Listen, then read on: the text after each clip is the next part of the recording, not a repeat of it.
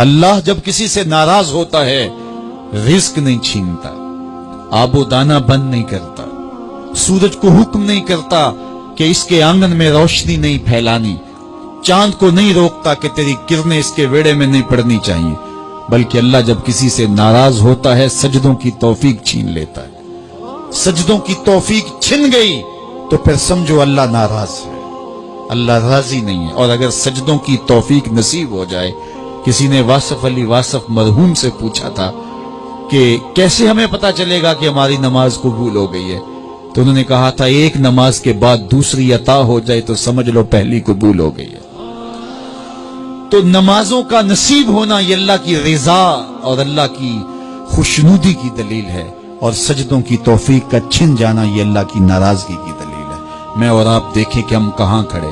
دیکھیے دولت تو کفار کو بھی ملتی ہے، اللہ دولت اسے بھی دیتا ہے جس سے راضی ہے، اسے بھی دیتا ہے جس سے نہیں راضی، لیکن سجدوں کی توفیق اسے ہی دیتا ہے جس پہ وہ راضی ہے۔ تو 5 گانا نماز شعار زندگی بنا لیجئے، نماز قضا نہ ہونے پائے۔ قیامت کے دن بے نمازی اس صف میں کھڑا ہوگا جس صف میں نمرود کھڑا ہوگا، جس صف میں حامان کھڑا ہوگا، قارون کھڑا ہوگا، شداد کھڑا ہوگا۔ مجھے بتائیے ہم میں سے کوئی یہ گوارہ کرتا ہے ہم اس صف میں کھڑے کر دیے جائیں جہاں دشمنان خدا کھڑے ہوں؟ آج کوئی نماز پڑھے یا نہ پڑھے، حشر کے دن حکم ہوگا کہ اللہ کے حضور سجدہ کرو، ہر کوئی سجدہ کرنا چاہے گا، جو نہیں پڑھتا وہ بھی کرنا چاہے گا، لیکن بے نمازی کی کمر اکڑ جائے گی، وہ آرزو رکھنے کے باوجود سجدہ نہیں کر پائے گا۔ قرآن بتاتا ہے کچھ لوگ جہنم کو دھکیلے جا رہے ہوں گے، انہیں کچھ لوگ پوچھیں گے ما سلککم فی سقر، تم جہنم کو کیوں جا رہے ہو، کیا ہوا تمہیں؟ تو وہ جواب میں کیا کہیں گے؟ لم نک من المصلین، ہم نماز نہیں پڑھا کرتے تھے۔ سب سے پہلا حساب قیامت کے دن جو بندے سے لیا جائے گا وہ نماز کا لیا جائے گا۔ پہلا سوال بندے سے یہ ہوگا۔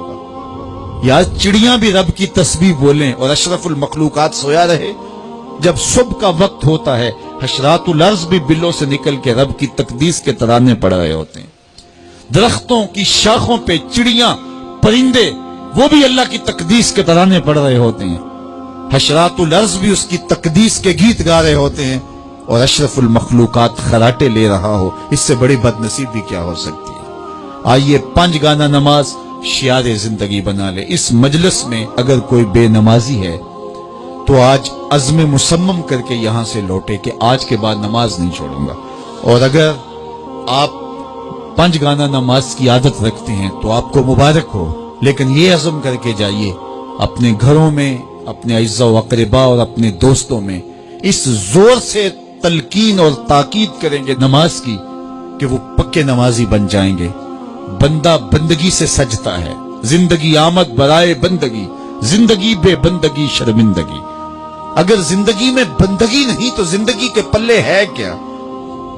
علماء نے لکھا ہے کہ یہ سارے درخت حالت قیام میں ہیں، چوپائے حالت رکوع میں ہیں، مینڈک تشہد میں ہیں، اور حشرات الارض سجدے میں ہیں، اور انسان اشرف المخلوقات ہے۔ اس کی عبادت میں درختوں کا قیام بھی رکھا گیا، اور رکوع بھی رکھے گئے، اور سجدے بھی رکھے گئے، اور قعدے بھی رکھے گئے، اس لیے تاکہ اس کی عبادت تمام مخلوقات کی عبادات کی جامع بن جائے۔ لیکن یہ اس کے باوجود اللہ کے حضور سجدہ ریز ہونا پسند نہ کرے تو بتائیے کیسے رحمتیں اس کے اوپر اتریں گی؟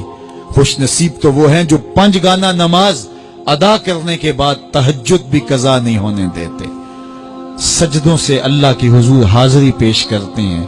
سب سے زیادہ بندہ اللہ کے اس وقت قریب ہوتا ہے جب سجدے میں سر رکھا ہوا ہوتا ہے۔ انسان کے اشرف اعضاء اس کے سر میں ہیں، بولنے کی قوت زبان سر میں، دیکھنے کی قوت آنکھیں سر میں، سونگنے کی قوت ناک سر میں، چکھنے کی قوت زبان سر میں، سننے کی قوت کان سر میں، سوچنے کی قوت دماغ سر میں، اور سر مالک کے در پہ۔